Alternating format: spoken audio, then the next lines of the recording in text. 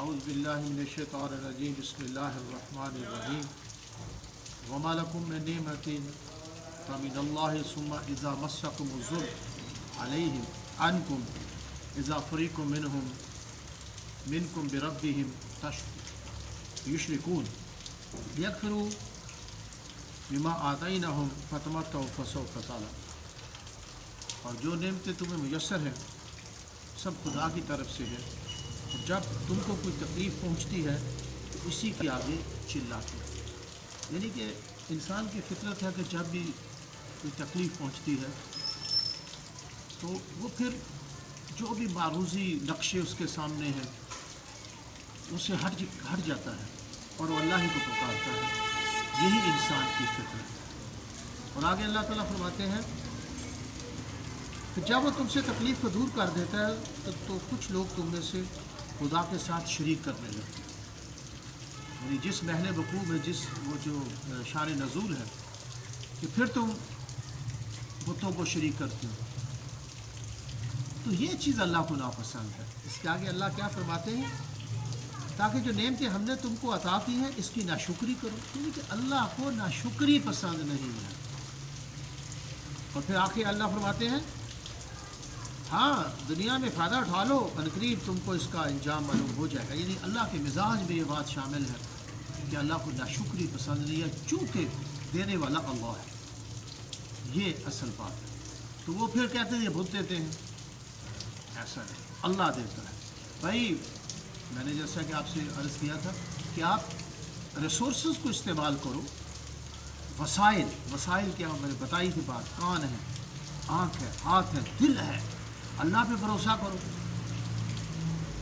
تو آپ نے جو بھی ہیلا استعمال کیا ہے، جو بھی سورس استعمال کیا ہے، جہاں گئے کسی کے پاس گئے، اسے کہا، کسی سے دعا کروائی، کوئی آپ نے تدبیریں، پلاننگیں، حکمتیں استعمال کی، انتظار کیے، کبھی حکمت ہو، لیکن جب بھی چیز حاصل کی ہے آپ کو نقطے کی بات ہے وہ اللہ ہی کی طرف منسوخ کرو، یہ اللہ ہی دیتا ہے، چونکہ ہر چیز کا کریٹر ہے۔ بس یہ نقطے کو سمجھو، پھر تدبیر کو بیچ میں نہ کہو کہ اس تدبیر نے دیا، تدبیر دیا اللہ نے۔ بس اللہ کو یہ پسند ہے کہ دیتا ہے میں ہوں، پھر وہ میری ناشکری کرتا ہے، پھر بتوں کے سامنے جاتا ہے اور ان کو شامل کر لیتا ہے، یا کہتا ہے یہ تدبیر، یہ دکان کی پوجا کرنی شروع کر دی، دکان دی، دیا اللہ نے۔ یہ نقطہ سمجھو۔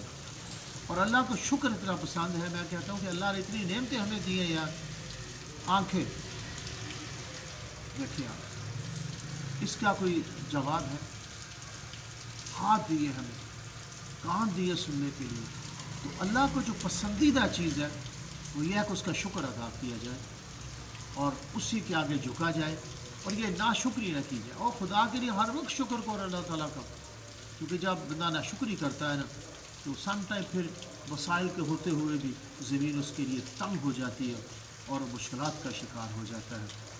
اور حکمتیں اپناؤ، ہیلے کرو، وسیلے کرو، دعائیں کرواؤ، آپ صالحین کے پاس جاؤ، تمہیں تدبیریں بتائیں گے، طریقے بتائیں گے، مانگو اللہ سے اور دعا اللہ سے کرو، اور یہ چیزیں استعمال کرو۔ وسائل یا روزی یا جو بھی مسائل، آپ ڈاکٹر کے پاس جاؤ، آپ یہ ذہن میں رکھو کہ اللہ ہی کرتا ہے۔ یہ بھی چیزیں ساتھ ضروری ہیں۔ اگلی بات ایک یہاں میں نے وہ موضوع ختم کر دیا تھا، اس میں نے بتایا تھا اللہ نے جو ہے وَالْأَنْعَامُ خَلَقَ لَكُمْ فِيهَا دِفْءٌ وَمَنَافِعُ، کہ اللہ تعالیٰ نے چوپائے پیدا کیے ہیں جس میں تم گرم لباس بناتے ہو، اور اس میں تمہارے لیے بڑے فائدے ہیں، انہیں تم کھاتے بھی ہو۔ اور یہ بڑا اچھا جملہ وَلَكُمْ فِيهَا جَمَالٌ، إِنَّ تُرِيحُونَ وَحِينَ، جب تم شام کو لے کے آتے ہو اور صبح لے کے جاتے ہو، اور ان جو چوپائے ہیں ان میں بڑا جمال ہے، خوبصورتی ہے، اس کو سمجھیں، خوبصورتی۔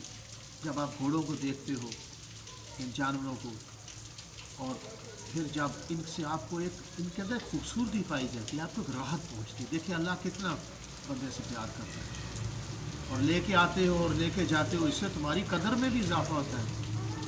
اس وقت تو یہ ہے نا، اونٹ کے کھچروں کی بات ہو رہی ہے، گھوڑوں کی بات ہو رہی ہے، گدھوں کی بات ہو رہی ہے، آج تو اس کے متبادل دیکھیں ماشاءاللہ، گاڑیاں ہیں اور بحری جہاز بنے ہوئے ہیں اور پلین ہے، کیا کیا چیزیں جو آ گئی ہیں، آپ کا سامان لے کے جا رہی ہیں، لے کے آ رہی ہیں. ان میں جمال ہے، بیوٹی ہے، چام ہے. ایک اس کو سمجھیے چام کیا ہوتا ہے کہ ان کی آپ جو ہے شیپ کو دیکھ کر ان کی قد و قامت یا ان کی جسامت کو آپ کو ایک راحت پہنچتی ہے. ایک تو یہ میننگ اس کو ہو گیا جمال، خوبصورتی دل کو راحت دیتی ہے، یعنی کہ باعث جمال ہے. آپ یہ ان کے اندر جمال پایا جاتا ہے، خوبصورتی پائی جاتی ہے اور وہ تمہیں انجوائے کرتی ہے. پھر زینت بھی آگے مراد دی، یعنی کہ ایک چام ہے ان چیزوں کے اندر. یہ دنیاوی چیزیں ہیں، ان کے اندر ایک چام ہے، ایک آرائش کا سامان ہے تمہارے لیے. یعنی کہ زندگی کو مزین کرنا، ایک ڈیکوریٹڈ کرنا بھی اس قرآن کے اندر ہے. یعنی کہ علماء نے اس کو مباح قرار دیا، اگر نہیں کرتے تو آپ کی گناہ نہیں ہے آپ کے اوپر.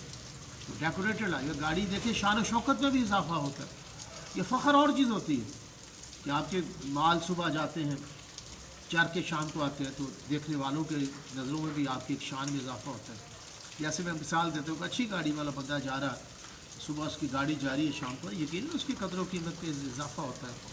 پھر یہ ڈیکوریشن بھی ہے، ان کے اندر خوبصورتی بھی ہے. جیسے ایک تو یہ دیکھیں اللہ تبارک تعالیٰ نے اس میں آگے بتا دیا والخیل والبغال، ہم اس میں لترکبوہا، جس میں سواریاں بھی کرتے ہو، وزینتاً، اور اس میں تمہارے لیے زینت ہے. وَيَخْلُقُ مَا لَا تَعْلَمُونَ، اللہ اور بھی چیزیں پیدا کرے گا جنہیں تم نہیں جانتے. بتاؤ یہ اس وقت کی بات ہے. اور کتنی چیزیں آج جو ہے ایجادات ہو گئی ہیں. اس کا 1400 سال پہلے اللہ تبارک و تعالیٰ نے اس کی طرف اشارہ کر دیا تھا. تو آج کی ویڈیو میں جو بتانا چاہتا ہوں نا بھائی، آپ جو ہے اللہ کا شکر ادا کریں ہر وقت، اور جو ملتا ہے، جہاں ملا، جب ملا، اللہ کے آگے جھک جاؤ. اور جو اللہ نے دیا ہے اس کا اتنا شکر ادا کرو، اتنا شکر ادا کرو کہ حد سے زیادہ شکر ادا کرو. اور اس سے اللہ تعالیٰ جو ہے اور دیتا ہے اور ہماری کمزوریوں کو معاف کرتا ہے. وہی حضرت عبداللہ ابن عباس سے آج کی تشریح فرمایا تھا نا، سورہ نحل میں بھی ہے کہ پھر جب ملتا ہے تو پھر جناب بتوں کے سامنے چلے جاتے ہیں. تو پھر وہ اللہ تعالیٰ کو جو شرک جو ہے یہ ناپسند ہے اور اسی نے ہی دیا ہے، اور سب چیزیں جو ہیں اللہ ہی کی ہیں. اسی طرح اللہ تبارک تعالیٰ وہ میں اگلے انشاءاللہ وہ بات کرنے لگا. ٹائم بھی ہے، میں نیکسٹ ویڈیو میں شیئر کروں گا. السلام علیکم.